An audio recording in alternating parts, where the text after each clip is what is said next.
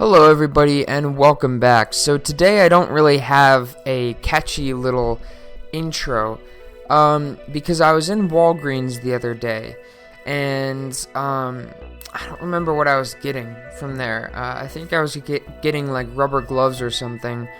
And on the wall right by the pharmacy I saw a sticker that says certified Narcan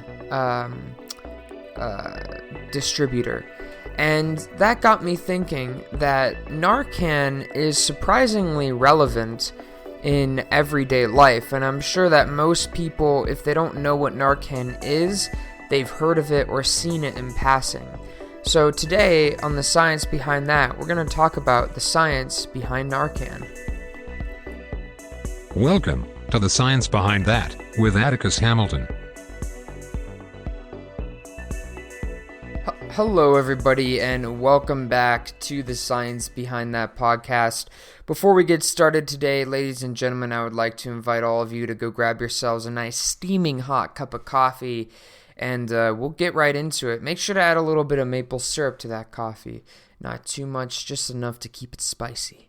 So getting into today's episode, we're talking about naloxone, and also known as Narcan. So brief description here. Naloxone is the drug name. Narcan is the brand name. For example, hydrocodone is the drug name and Oxycontin is the brand name. So the for all of you chemistry people out there like myself, the IUPAC name for naloxone is 5-alpha-4,5-epoxy 3,14-dihydroxy 17,2,1-propanol 6-morphinone. So that was a mouthful, and I promise I will not say that again because that was quite the mouthful. In the last episode, we talked about kratom, and ladies and gentlemen, if you haven't heard that episode, I encourage you to pause this one and go back and listen to that one, because this is kind of like the second part of that episode. Because in that episode, I mentioned how kratom is a very controversial substance in the medical community because it has the potential to replace drugs like naloxone, because in recent studies, kratom is as effective, if not more effective, in treating opium or opioid overdoses and opioid withdrawal symptoms than naloxone. So I encourage you to take a listen to that episode. So what does naloxone do? Well, there are four, as far as I know, there are four opioid receptors in the brain. There's mu, there's kappa, there's gamma, and there's delta.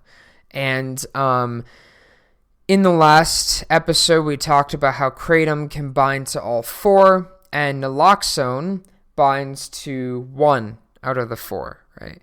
It binds to the mu opioid receptor, which is the most common opioid receptors in the brain. And it does have the ability to bind to kappa and gamma, but with much lower affinity than it binds to mu. And so, what does this mean? This means that when naloxone binds to these receptors, what is going on is it's a competitive antagonist. So it is binding to these receptors, and it is preventing the adhesion of opioids to these receptors. So it prevents the opioids from binding because it's already bound, thereby basically, I don't want to say eliminating, but reducing the effects of the opioids on the patient's body. Now, with this, there is a common misconception, I feel, with naloxone and other emergency opioid drugs, that when administered, these drugs cure the patient of their effects. Almost like, I think when I was doing some research just to see what other people thought about it, I saw questions in Google like, is Narcan an antidote? And I feel like that's a misconception that really isn't addressed, which is people often think of Narcan or Naloxone and other competitive antagonist opioid drugs as antidotes to the overdose, and that is not true. All they do is they prevent more opioids that are unbound from further binding and further affecting the brain. That's all they do.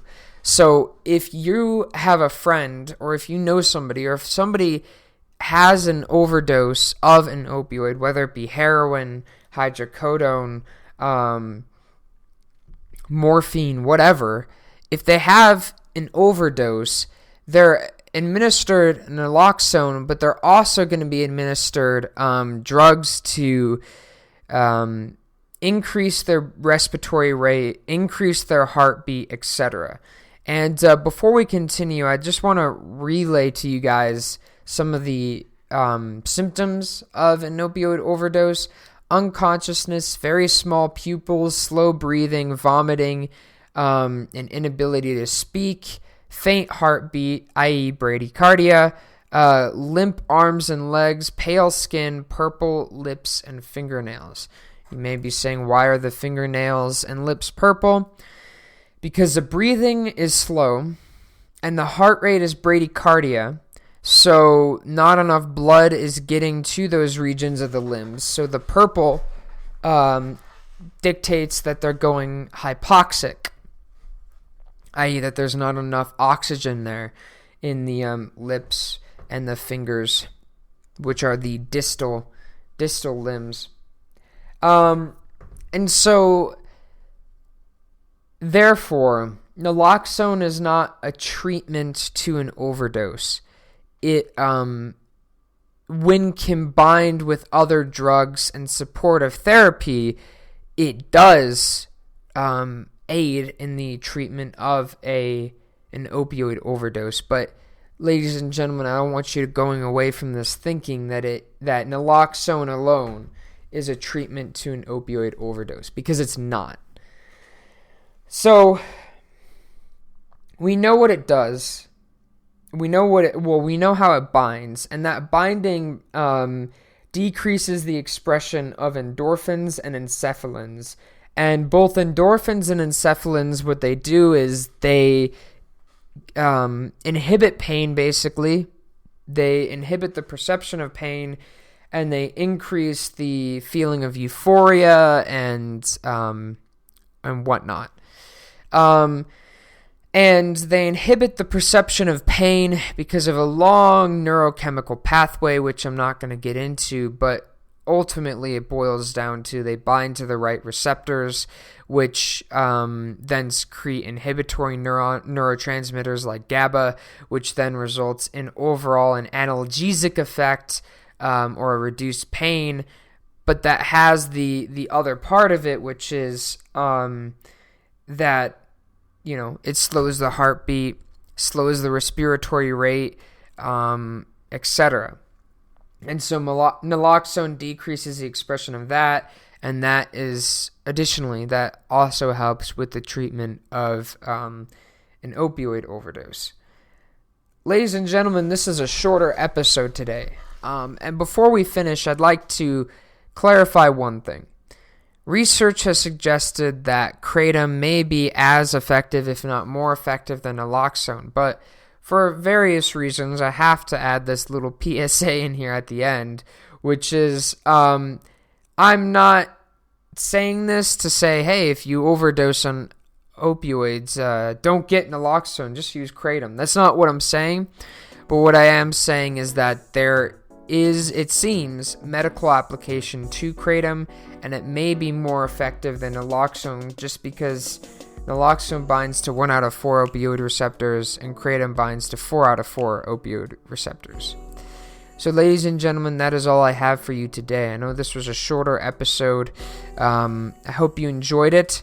Make sure to join me on Monday for Monday's episode, which will be the 6th and final part of our drug series, and that one is, I'm too excited. I'll just tell you, that one is about psilocybin and I'm really going to enjoy recording that episode. Psilocybin is one of the most interesting drugs in my opinion, so we're going to talk about that. And ladies and gentlemen, without further ado, remember, stand up and question everything. Have a great weekend, and I will see you guys on Monday.